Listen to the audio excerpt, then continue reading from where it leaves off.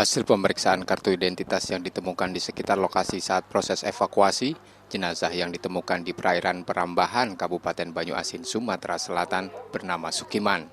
Korban tercatat sebagai warga desa Rantau Karya, Kecamatan Air Sugihan, Ogan Komering Ilir. Jenazah merupakan korban kecelakaan kapal cepat yang dilaporkan hilang beberapa hari lalu. Setelah dievakuasi, korban dibawa ke Rumah Sakit Bayangkara Palembang untuk pemeriksaan. Menurut keterangan keluarga, korban sebelumnya akan pergi ke Teluk Gelam menggunakan kapal cepat. Namun dalam perjalanan, kapal cepat yang ia tumpangi kecelakaan Kamis lalu. Dari jalur 29 Air Sugihan mau ke Teluk Gelam, Oki. Berhubung kami itu hanya pagi speedboat, jadi dia naik motor untuk ke Sungai Baung, naik speed Sungai Baung. Karena Sungai Baung itu setiap jam ada, sampai sore.